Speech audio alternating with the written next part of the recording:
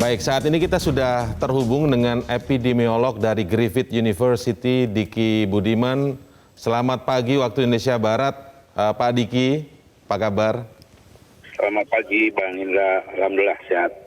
Ya, baik Pak Diki, ini kan kalau di Indonesia saat ini ada kebijakan yang luar biasa, ini bisa diapresiasi gitu loh oleh mereka yang sekarang menjalani isolasi mandiri, bahwa mereka punya akses sekarang untuk bisa tetap isolasi mandiri di rumah begitu ya, tetapi punya akses untuk bisa berkonsultasi dengan tenaga kesehatan, dalam hal ini dokter, melalui telemedicine. Ada 11 layanan telemedicine yang bisa diakses oleh mereka yang isolasi mandiri di rumah, dan ini diinisiasi juga oleh pemerintah.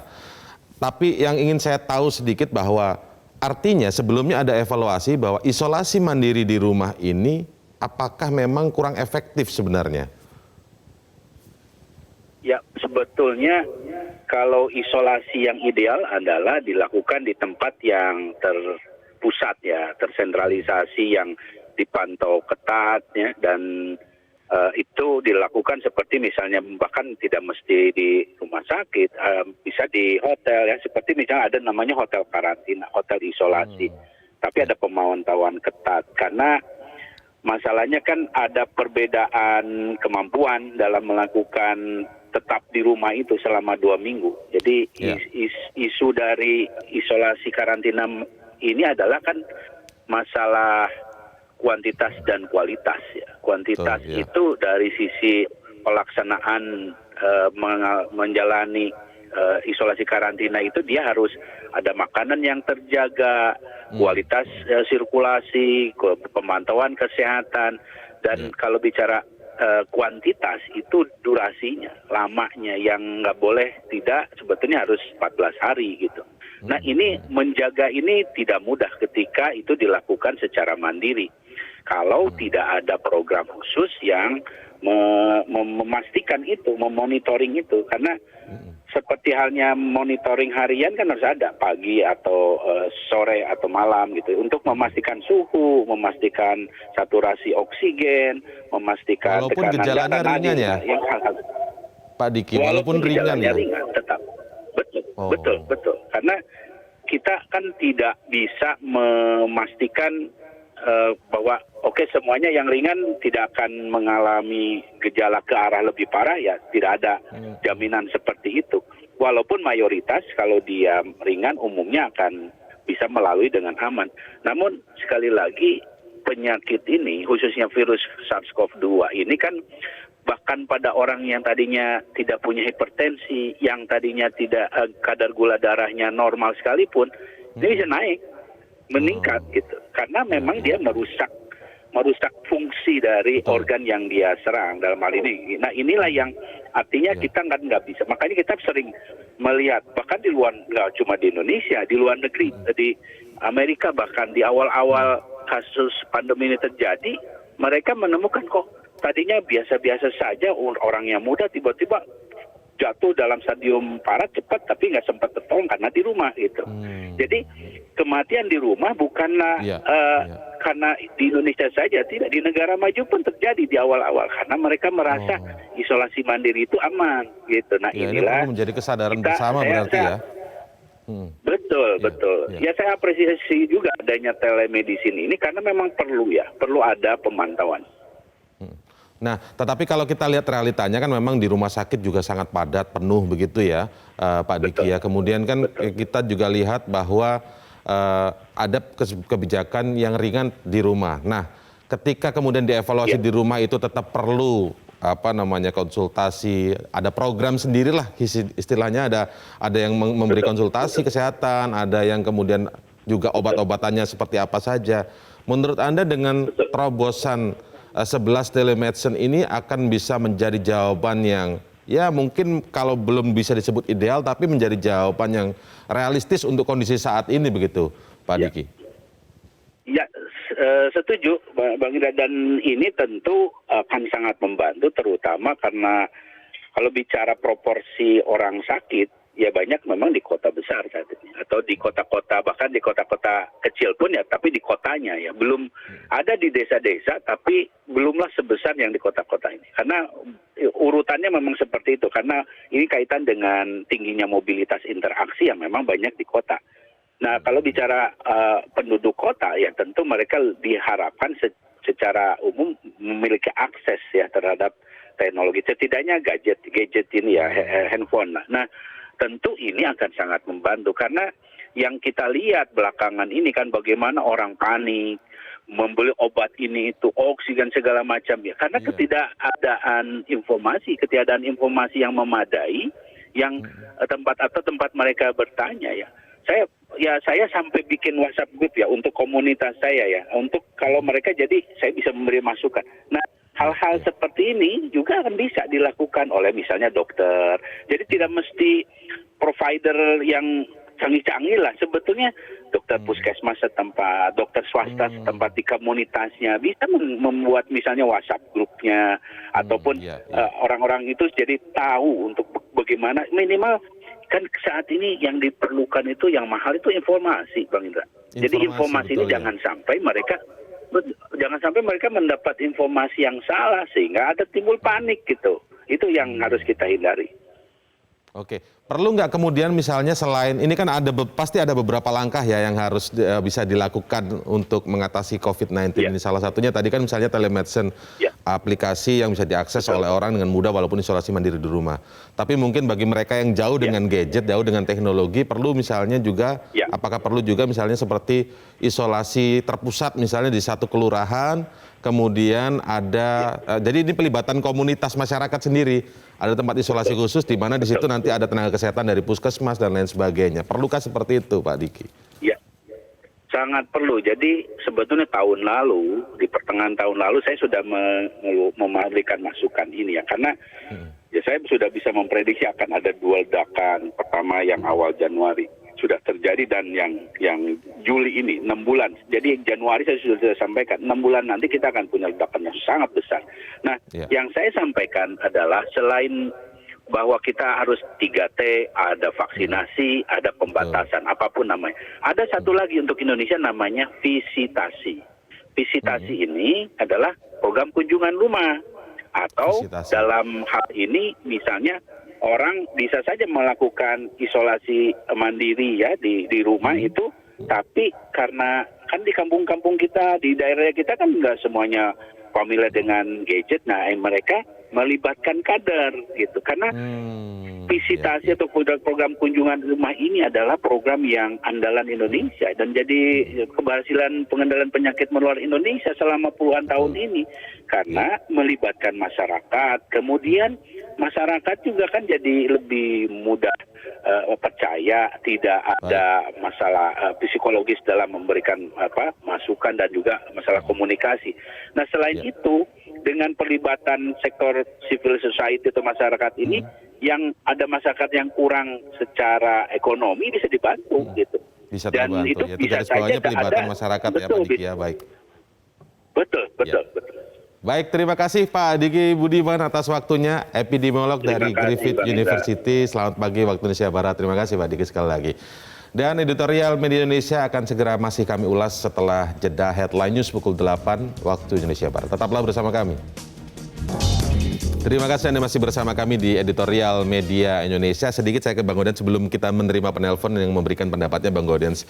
Kalau kita lihat tadi pernyataan Pak Diki Budiman ya dari Griffith University menyebut memang isolasi mandiri selama ini memang itu tidak ideal, itu memang kurang efektif memang begitu walaupun kondisinya ringan, tapi siapa yang bisa menjamin bahwa itu tidak akan bisa memburuk begitu ya Bang Gaudens, sehingga kemudian muncullah terobosan tetap isoman tapi ada 11 telemedicine ini.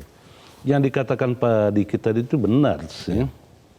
Benar untuk kondisi ideal di negara-negara ideal gitu ya. Kondisi ideal di negara-negara ideal. Ya. Indonesia, idealnya Indonesia itu ya mengadaptasi tentu saja, tetapi ada modifikasi di sana. Ya. Modifikasi yang dilakukan misalnya bagaimana orang yang melakukan isolasi mandiri tetap berhubungan dengan dokter. Selama ini di tingkat RT RW itu mereka berhubungan dengan dokter-dokter di puskesmas. Kalau sekarang itu lewat aplikasi, sehingga tidak harus bergantung kepada puskesmas. Ada relawan di tingkat RT RW. Di RT saya misalnya justru relawannya itu yang paling banyak itu ibu-ibu. Siapa saja yang terpapar COVID itu pasti melapor kepada para relawan itu, dikoordinasi oleh RT. Bahkan makanannya juga dibantu oleh ibu-ibu. Di tingkat RT pada tingkat warga sudah bagus. Yang sekarang dilakukan ini dengan konsultasi online ini pada tingkat negara yang mengatur. Dari bawah itu ada inisiatif, di atas di tingkat suprastrukturnya itu dilakukan sejumlah modifikasi. Nah, harus tegas dikatakan bahwa tadi di awal saya katakan sisi positif dari pandemi ini ada terobosan-terobosan yang selama ini tidak pernah bisa dilakukan karena sistem yang dibangun selama ini benar-benar memasung kreativitas pada satu sisi, pada sisi lain memberikan keuntungan-keuntungan finansial bagi mereka yang punya akses ke pusat-pusat kekuasaan. Itu yang terjadi selama ini dan itu fakta. Kalau sekarang menteri-menteri berteriak tentang mafia obat, ya inilah salah satu solusi yang dilakukan. Sekarang ini dibangun sistemnya yang dibenahi. Selama ini bukan sistem yang dibenahi, tapi teriak-teriak aja. Teriak-teriak aja, itu cuma sekedar gimmick berarti dong. Betul. Oke, kita sapa dulu ya pemirsa yang sudah bergabung dan ingin memberikan pendapatnya di editorial Media Indonesia pagi ini. Saya sapa Pak Ondo Silitonga di Bekasi, Jawa Barat. Selamat pagi Pak Ondo. Selamat pagi. Silakan Pak Ondo. Iya, mencegah kematian di rumah menurut saya yang paling berperan pertama di sini adalah RT RW, tokoh masyarakat atau tokoh agama. Mereka lah yang memantau warganya ada yang isoman apa tidak. Karena sebagian daripada yang meninggal itu salah makan obat. Obat itu kan ada aturannya, apakah dia punya penyakit, apa usianya dan lain-lain. Dan juga sekarang medsos banyak memberikan obat. Jadi ada orang yang isoman, semua saudara, keluarga, temannya mengirim obat ini. Karena dia paranoid, dia makanin semua, akhirnya tewas. Saya berterima kasih kepada pemerintah yang menciptakan konsultasi dokter dan obat gratis. Tetapi harus diingat bahwa walaupun kita di kota besar ini, masih banyak masyarakat yang literasinya di bidang aplikasi lemah. Nah, kembali lagi di sini peran RT RW. Kalau dia tahu bahwa ada warganya yang seperti itu, dia yang menghubungi aplikasi tersebut. Ada juga yang isoman, tapi rumahnya tidak layak. Lagi-lagi di sini RT RW yang berperan. Dia dilihat tidak layak, maka dia harus punya inisiatif.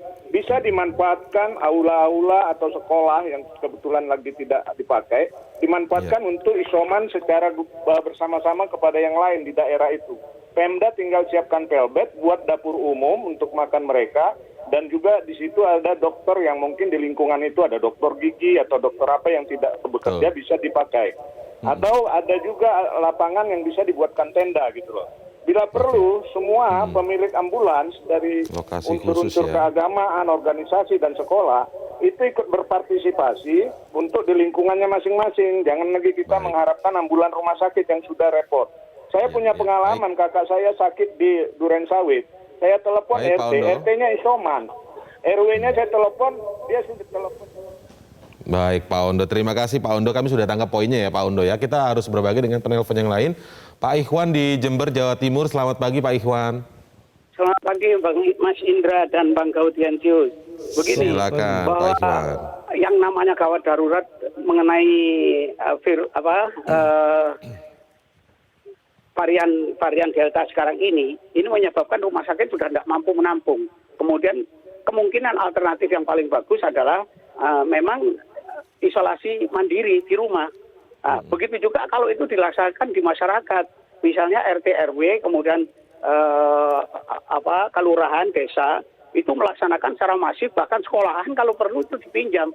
Nah, yang jadi masalah sekarang, kemiskinan dan pengangguran itu luar biasa. Kalau PPKM itu mau dilaksanakan secara darurat, konsekuen, konsisten, komitmen, pasti harus ada lockdown. Dan keadaan ekonomi, sosial, politik, ekonomi, hukum kita mengganggu untuk itu. Dan untuk itulah maka diperlukan yang paling sederhana, yaitu kalau mau menterapi itu jelas ivermectin misalnya itu sudah beredar di masyarakat di apotek-apotek ivermectin. Kemudian yang paling murah sekali, yang mahal juga itu Vitalong C dan Imunos. Itu luar biasa itu. Kemudian yang paling murah bagi masyarakat kebanyakan yang sosial ekonominya itu rendah, itu jelas air hangat, kemudian kelapa muda, lalu garam, kemudian jeruk pecel itu, kemudian ditambah madu. Oke, baik. Baik Pak Ikhwan, terima kasih ya atas pendapatnya. Kita nanti akan ulas juga ke penelpon ketiga, ada Pak Aldi di Jakarta. Selamat pagi Pak Aldi. Selamat pagi Metro TV. Silakan Pak Aldi. Halo, selamat pagi. Sebenarnya kan isolasi mandiri itu adalah pilihan terakhir. Ya ketika COVID tidak meledak seperti ini, semua bisa ditampung di rumah sakit. Nah kita minta kesadaran masyarakat, jangan keras kepala deh. Coba kalau kemarin kita patuh dengan aturan pemerintah, jangan mudik, pakai masker, saya pikir tidak seperti ini situasinya. Jadi menurut saya kalau sudah terpaksa melakukan isoman, tentu semua komponen masyarakat itu harus bekerja sama. Tidak bisa kita harapkan semua masyarakat. Dengan kondisi seperti ini akhirnya kita jadi sorotan dunia kan. Coba Anda bayangkan dulu, kita barusan dipermalukan oleh Pemda DKI, minta sama kedutaan besar negara lain. Apa yang malu Indonesia ini? Yeah. Di mana dana-dana selama ini yang begitu besar? Itu yang bikin kita sebenarnya jengkel dengan sebagian pemerintah daerah kan. Semua udah kerja keras. Seperti di Jawa Tengah, di Jawa Timur. Tapi ya masyarakatnya begitu bagaimana? Iya. Memang Ini mengingatkan pemerintah kembali ya itu kesadaran masyarakat Superman. ya. Betul. Baik. Baik, terima kasih Pak Aldi. Kita beralih ke penelpon selanjutnya Pak Vence di Manado. Selamat pagi Pak Vence. Selamat pagi Bung Indra, selamat pagi Pak Gaudentius. Memang Bung Indra sangat dilematis sekali kita masyarakat ya dan pemerintah ketika menghadapi pandemi semacam ini. Ya mau tak mau ini sudah terlanjur menginap di Indonesia. Tetapi kalau kita berbicara bagaimana kita menghentikan kematian ketika mereka melakukan isolasi mandiri. Yang jadi persoalan di sini adalah ya sistem atau infrastruktur yang sudah dibangun oleh pemerintah dalam rangka penanggulangan penularan ini dan sekaligus mengobati itu sudah bagus, tetapi tidak diikuti dengan suprastrukturnya. Ya satu contoh saja yang dikeluhkan kalau saya lihat di berita Metro TV tayangkan, ada yang tidak bisa mau beli saja gas gas kesehatannya itu tidak bisa. Karena apa? Ada yang kosong katanya. Tetapi yang jadi persoalan begini, ini yang saya katakan tadi. Ketika kita membangun sebuah sistem yang bagus, maka infrastruktur dan suprastrukturnya itu harus betul-betul lengkap. Supaya tidak ada yang kita salahkan. Ya memang penelpon terakhir tadi katakan kalau toh masyarakat waktu lalu mereka mengindahkan himbauan pemerintah untuk tidak mudik lebaran dan berkumpul-kumpul. Nah ini barangkali tidak separah ini. Tetapi itulah, maka dari itu yang saya tekankan di sini adalah baiklah kita membangun infrastruktur dan suprastruktur yang baik dalam konteks bagaimana sama-sama kita mencegah. Ketika isolasi mandiri dia membutuhkan pertolongan, sudah ada 11 ya? 11 aplikasi yang diberikan kepada masyarakat. Tetapi persoalannya, nah bagaimana pengantaran obat, bagaimana penanganan mereka yang sudah mulai lebih parah di rumah? Ini yang harus barangkali pemerintah dan sama-sama kita pikirkan. Itu saja barangkali Bung Indra, Pak Gaudentius. Selamat pagi Metro TV. Selamat pagi, terima kasih Pak Vence. Bung Gaudentius ada 4 nelpon ya, ini sebagian besar rata-rata juga di antaranya mengingatkan kepada masyarakat agar tetap kembali sadar. Karena poinnya sebenarnya itu di hulunya ya, mencegah. Tapi kemudian di hilirnya mungkin di tengah-tengahnya juga sebagai upaya pencegahan dan pengobatan. Keterlibatan masyarakat di wilayahnya masing-masing untuk aktif seperti Bung Gaudentius tadi sempat singgung tentang RT, RW dan relawan yang ada di tempat Bang Gaudentius ya. Iya, penyakit ini memberi pelajaran sangat berharga bagi kita. Kalau kondisi sudah normal nantinya, betul. Ya aktiflah terlibat di dalam kegiatan-kegiatan RT, RW gitu. Iya, betul. Jangan-jangan ketua RT juga tidak kenal warganya, karena warganya tidak pernah aktif. Giliran sakit baru minta bantuan ke RT RW. Nah ini hal-hal yang pada tingkat sosial kemasyarakatan itu mesti benar-benar disadari. Karena ternyata begitu ada penyakit, semua direpotkan. Bukan hanya pada direpotkan, semua takut terjangkit dengan penyakit itu. Karena itu mulailah semakin sadar orang lain itu menjadi diri kita sendiri. Jadi yang lain itu sebagai akuku yang lain gitu ya. Dalam konteks itu aktiflah di RT RW, ikutilah kegiatan-kegiatan sehingga pengurus RW juga tahu gitu loh. Oh ada warga saya namanya Indra. Jadi gitu ya. sebenarnya ini memberikan banyak sekali pelajaran. Tadi Bang Godet sudah menggarisbawahi bahwa ada inovasi-inovasi yang tidak muncul kalau dalam kondisi normal begitu ya. Ya betul sekali. Dan kemudian sekarang mengingatkan kita kepada soal sosial manusia ini sebagai makhluk sosial itu kita harus ingatkan lagi, jangan hanya cuma diam di rumah nggak kenal siapa kanan kirinya begitu ya. Oke Bang Godet, kita akan lanjutkan nanti tentang 11 aplikasi dan ada 742 laboratorium. Ini memang fasenya uji coba. Bagaimana nanti ke depannya, apakah cukup di DKI ataukah harus semua ada begitu ya. Setelah jeda berikut ya, tetaplah bersama kami di Editorial Media Indonesia. Ya intinya pemantauan kesehatan secara daring sebenarnya yang sedang kita bahas saat ini begitu ya Bang Godes. Artinya ini kan memang sedang diuji cobakan, bahasanya begitu, sedang diuji cobakan di wilayah DKI Jakarta. Apakah ini nanti ke depannya memang seharusnya lebih cepat? Tidak hanya untuk wilayah DKI Jakarta saja begitu seharusnya, karena isolasi mandiri terjadi di mana-mana sih sebenarnya ya. Jawa Barat itu sudah lebih dulu padahal. Oke. Dan berhasil di Jawa Barat. Sehingga diadopsi di tingkat nasional. Tetapi terkait dengan konsultasi kesehatan secara daring ini, regulasinya sudah ada sejak 2019. Bukan hal baru sebetulnya. Menjadi baru karena ketika ada kebutuhan pada saat begitu besarnya penyebaran COVID-19 ini, baru orang sadar, oh iya kenapa tidak konsultasi online. Nah pertanyaannya, mengapa harus konsultasi online? Karena ketika orang berada di rumah isolasi mandiri, dia butuh didengarkan suaranya. Malah bila perlu menurut saya ke depannya harus diperluas, bukan hanya dokter. Betul. Tetapi psikolog juga dilibatkan di sana. Karena orang itu ketika menyendiri karena dia isolasi mandiri, ingin didengar keluhannya, dia ingin dinasihati. Betul, iya. Jadi ingin berkomunikasi. Ingin tahu progresnya juga. Hari ini saya mengalami ini, kemarin saya mengalami yang seperti ini. Begitu itu penting untuk Bang, untuk orang datang ke dokter, katakanlah kalau di tempat waktu-waktu normal gitu, orang datang ke dokter itu hanya untuk mengeluh kok. Dengar keluhan aja dokter dibayar. Ya dokter dibayar itu untuk mendengar keluhan. Mendengar keluhan ya.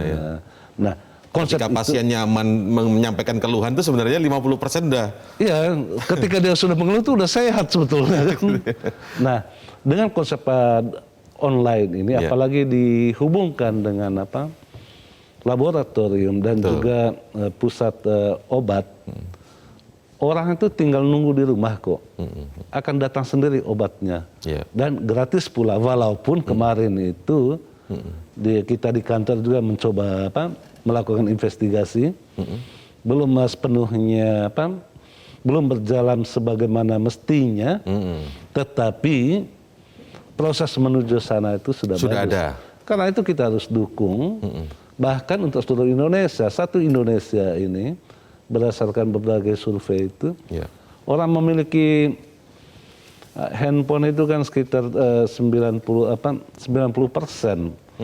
Dan internet itu sudah menjadi kebutuhan dasar di Republik ini. Di mana-mana itu internet. Dan memperolehnya juga relatif mudah lah ya sebenarnya. Iya, dibangun di mana-mana internet. Iya. Karena itu mestinya konsultasi daring ini dilakukan untuk se-Indonesia. Awal yang baik di Jakarta dan kita berharap ini dikembangkan terus. Ya dalam kaitan ini kita pujilah Menteri Kesehatan yang baru ini ya. Iya. Punya kreativitas. Dan lagi-lagi ya harus didorong juga berantaslah mafia obat itu. Berantas mafia obat. Ya dengan konsultasi online ini tujuan akhirnya juga memberantas mafia obat. Dan sekaligus langkah ini kan sebenarnya juga sebagai upaya untuk mengurangi kepadatan rumah sakit, di mana rumah sakit itu dibutuhkan untuk mereka yang kondisinya memang berat ya. Ya, betul Bang Godan, sekali. sebenarnya ya. Karena seringkali kan kita lihat ini kondisi berat, mereka seperti tadi kita lihat di tayangan televisi juga kita bisa saksikan kapanpun itu. Ada yang dibawa dengan mobil pickup kemana-mana, padahal kondisinya sudah parah begitu. Ya, seperti yang dikatakan di editorial, harus dipantau setiap saat. Jangan sampai ketika sakit berat baru dibawa ke rumah sakit menyetor nyawa. Itu banyak terjadi. Karena ada 311 orang meninggal dari bulan Juni sampai Juli sekarang ini. Betul. Meninggal di rumah pada saat isolasi. Mereka kesulitan akses ke Rumah sakit. pusat-pusat kesehatan. Karena ya itu di sana udah penuh gitu. Iya. Mumpung masih rumah sakit penuh, ya tidak perlulah sesak-sesak ke rumah sakit. Kalau masih mampu isolasi mandiri, isolasi mandiri. Toh juga ada layanan kesehatan via telemedicine tadi ya. Ya, dan itu yang kita harap diperluas gitu. Diperluas, baik. Ya. Tapi kan tadi ada pertanyaan masyarakat yang menarik juga ini dari penelpon tadi. Bagaimana kemudian pengiriman obatnya? Apakah cuma komunikasi saja melalui telemedicine? Terus pengiriman obat-obatannya kan seperti apa? Ya makanya tunggu aja di rumah, obat datang sendiri kok. Ya, karena ini kan keterkaitan ada ratusan laboratorium. Iya. Dan juga nanti obat itu dikirim oleh Kimia Farma, itu BUMN. Betul. Dan Kimia Farma inilah yang mengantarkan obatnya sesuai resep dari dokter. Jadi ketika menggunakan konsep yang sekarang ini dengan 11 aplikasi ini, Betul. yang isolasi mandiri, duduk manis di rumah, obat akan datang sendiri. Oke, intinya ini sebenarnya selain dengan ada terobosan berbagai hal ya dari pemerintah yang dilakukan, tapi sekali lagi kuncinya ini kembali lagi ke kesadaran masyarakat, keterlibatan juga masyarakat di wilayah masing-masing dalam menanggulangi persoalan COVID-19 ini, pastinya juga kesadaran masyarakat protokol kesehatannya, masker dan lain sebagainya. Gotong royong di tingkat bawah itu sudah berjalan, karena itu kalau sembuh ya aktiflah di masyarakat. Oke, terima kasih Bang Gaudens atas waktunya di editorial Indonesia hari ini. Salam sehat selalu untuk kita semua. Dan memang persoalan pelik yang sulit diperbaiki ialah keterbatasan tenaga kesehatan. Bagaimanapun mereka manusia biasa yang pasti kelelahan oleh beban kerja yang luar biasa sehingga perlu mendapat pengurangan beban. Pelibatan siswa dan mahasiswa tingkat akhir bidang kesehatan patut dipertimbangkan. Praktik relawan semacam ini lazim di negara-negara maju. Yang tidak kalah penting ialah peran masyarakat membantu pemerintah mencegah kematian dengan menaati aturan dan mematuhi protokol kesehatan. Demikian editorial Media Indonesia untuk hari ini. Saya Indra Maulana mengucapkan terima kasih.